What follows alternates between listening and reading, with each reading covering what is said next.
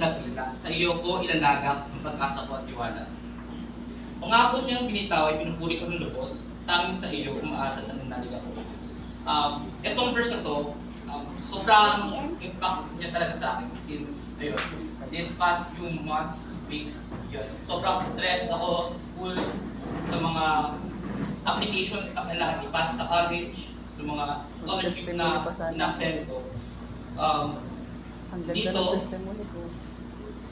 sa panahon ng mga natakot tayo at nangangamba, ang talatang ito yung magpapaalala sa atin na magtiwala tayo sa Diyos. Sabi sa Kawikaan 5-6, magtiwala ka sa Panginoon ng buong puso mo at huwag kang manalig sa iyong sariling karunungan. Kilalanin mo siya sa lahat ng malakad at pinagtuturo kung niligtas. Dito sa talatang ito, ituturo ito sa atin yung mga dapat natin gawin, na dapat nating ituring na guide si Lord. Kasi diba yun naman talaga yung sa mga tension natin, bago natin siya tanggapin. Na magtitiwala tayo sa Kanya, na sa Kanya tayo aasa since yan, He's our Father and we are His children. Siya yung nariyan palagi handang makinig at tumugon sa ating mga panalangin. Sa panahong hindi natin alam kung saan tayo pupunta, tandaan natin ng Diyos na lagi nagmamahal at nag-aalaga sa atin ay ang ating Panginoon. Ang pagtitiwala sa Diyos ay hindi lamang tungkol sa pag-asa sa Kanya sa mga panahong may problema tayo. Ito ay tungkol sa bawat sandali ng ating buhay, sa mga magagandang panahon at sa mga hamon. Ayon sa Marcos 11:24, sinasabi dito, kaya nga sinasabi ko sa inyo, lahat ng mga bagay na hinihiling ninyo, na hinihiling ninyo sa panalangin, maniwala kayo, tatanggap na ninyo at nagkaroon kayo nito. Ito ay pagpapaalala naman sa atin na magtiwala sa kanyang kapangyarihan at sa pangyarihan mo manalangin at kakayahan ng Diyos na tugunan ng ating mga pangailangan. Sa 1:14:1, huwag maglumihanan ng inyong puso, magsasampalataya kayo sa Diyos, magsasampalataya kayo sa akin. Sa harap ng mga pagsubok natin sa buhay, like financial problems, studies, works, and about sa health natin, ang talatang ito ay nagpapaalala sa atin na patuloy tayong magtiwala sa Diyos. Hindi niya tayo bibiguin, and ayun, He is the Almighty One na magbibigay ng kagalingan at pagpapala sa atin. Sa ating buhay, maraming pagkakataon na tayo ay nagdududa at tatakot. Ngunit ang Diyos ay lagi nagsasabi, huwag kang matakot at ako'y nasa iyong tabi. Ang pagtitiwala sa Diyos ay nangangahulugan na tayo ay nagtitiwala sa kanyang plano para sa atin. Di ba nga? Sa Jeremiah 29:11 ba yun? He has a better plan for us. So kapag may prayers ka na hindi man natupad, because siguro, may magandang pangako na nakalakip para sa iyo, or yung prayers na yun is hindi talaga para sa iyo. Iniiwas ka lang ni Lord sa kapabakan na magdudulot ng panalangin mo. Kaya kahit hindi natin ito naunawaan sa ngayon, sa panahon tayo ay naghihirap, tayo ay maaaring madali ang malimutan na ang Diyos ay nasa ating tabi.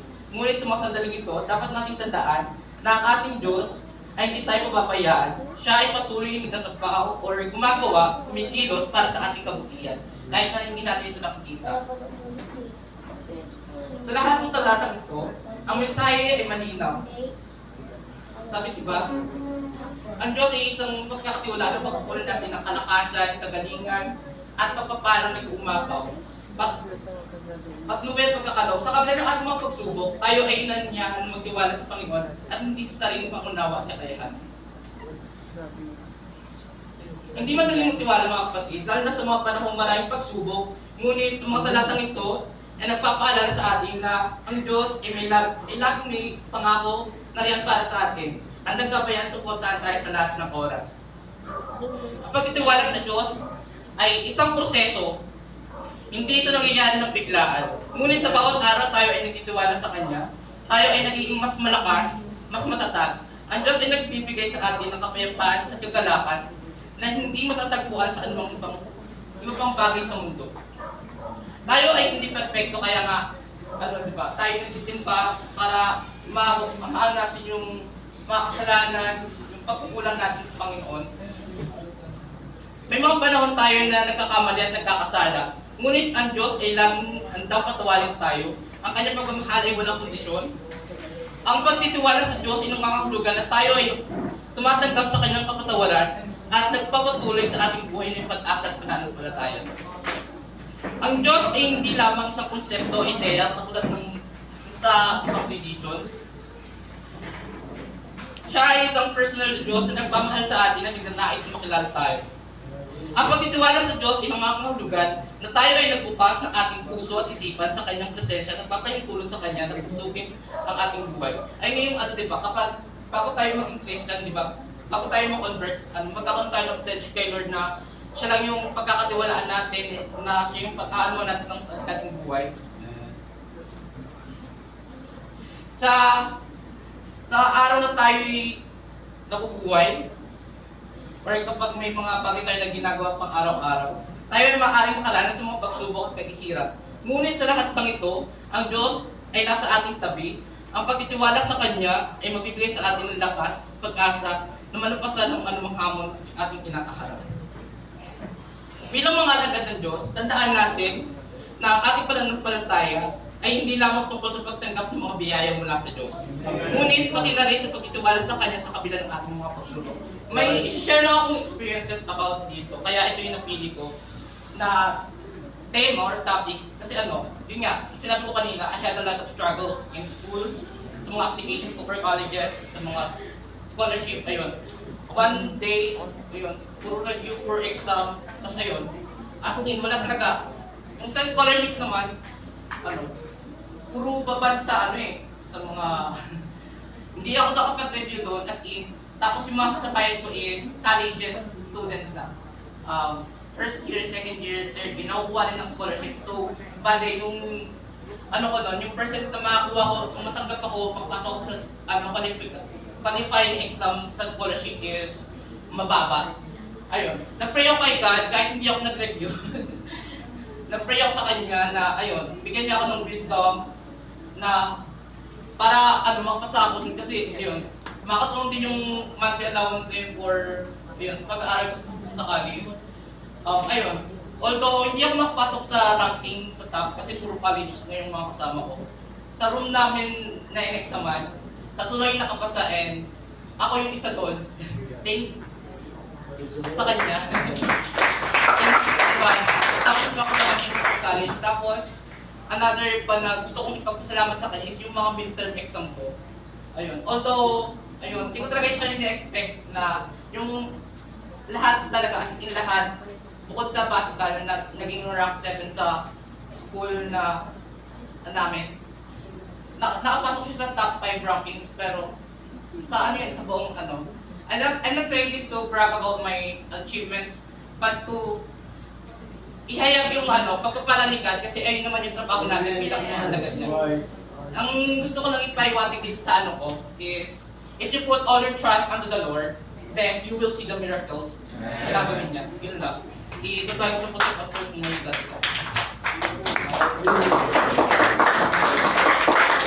Palagpagan po natin ang ating salamat po for isang napakagandang mensahe mga kapatid. Patutunan rin, congratulations, amen. Ikaw ay nakapasa sa iyong ginawang exam para sa tawag na scholarship mga kapatid, amen. So, sa room nila, sa mga klase, kasama na kayo mga klase, mga kapatid ay tatlo lamang po sila nakapasok. Ang Diyos hindi pa nakapag-review yun, hindi pa nakapag-review yun. Manalig lamang mga kapatid. Sabi po ng Marilang Kasulatan, whatsoever things you desire, ano bang mga minimiti ninyo sa buhay, manalangin. Amen. Manalangin mga kapatid. Sapagkat ang pananalangin ay isa pong malaking bagay yan na makakatulong mga kapatid sa buhay po natin. Kagaya nga po mga kapatid na napakinggan po namin sa General Conference, huwag kang mapagod sa pananalangin. Sa panahon ni Elijah, mga kapatid, ang Panginoon ay gumawa ng himala. Amen? Kung nanalangin ka ngayon at wala pang ipinakita ang Panginoon sa iyo na pagpapala, mga kapatid. Pray! Manalangin uli. Pray until Pagka wala something pa, manalangin happen. uli. Never give up. Amen. Never Pagka wala pa rin, surrender. manalangin uli hanggat mahayag, mga kapatid, ang kapangyarihan at pagpapala ng Panginoon. Pagka ikaw ay meron pong pagpupumilit, pagsusumikap, mga kapatid, pagdating sa pananalangin, kahit na ang Diyos ay naroon, mga kapatid, sa kanyang trono na nagpapahinga marahil, dahil sa kakulitan mo, amen, pakikilusin mo ang kamay ng Panginoon, mga kapatid. Sige na nga, bibigay ko na yung iyong hiling. Amen. So, ang Diyos, mga kapatid, ay punong-puno ng biyaya at pagpapala sa buhay po natin, mga kapatid. Kagaya nga po ng naituro po ni Brother Fernand, mga kapatid, na lahat ng ating ginagawa sa mundong ibabaw na ito ay mayroon pong kalakip na gantimpala buhat sa Panginoon. Ang isa sa reward, mga kapatid, ng Panginoon sa atin sa John chapter 14, verse 1 hanggang sa verse 3, mga kapatid, amen, my Father's house are many mansions. Amen. Saan man ako doon, kayo na may paroroon. Amen. So yun po ang pangako ng Panginoon. Amen. He is the way, the truth, and the life. Magtiwala lamang, mga kapatid, sa Panginoon sapagkat lahat ng plano po natin, nabanggit niya rin, mga kapatid, lahat ng plano natin, mga kapatid, ay naroon na sa Panginoon. Lahat ng yan ay nakaplano at nakahayag na, mga kapatid. Amen. Ang sabi po na Ephesians chapter 1 verse 4, bago ka palang isilang sa mundo ito, lahat ng pangako, lahat ng plano ng Panginoon sa buhay mo, nakalatag na yan, mga kapatid. Amen? So, ang opportunity ay nasa atin, panghawakan po natin palagi, mga kapatid. Amen? Ang bawat pagkakataon na siyang darating sa ating pong mga buhay, lalo na sa mga kabataan, ano? Ika nga, ang kasabihan, mga kapatid, ng mundong ibabaw na ito, ang pag-asa, amen, ng mundo, mga kapatid, ay nasa bisig ng mga kabataan, mga kapatid. Nasa karunungan ng mga kabataan. Ang henerasyon, mga kapatid, amen, na magtutulak para patuloy na lalago ang ekonomiya ng mundo, mga kapatid, ay naroon sa potensyal, mga kapatid, ng maraming mga kabataan.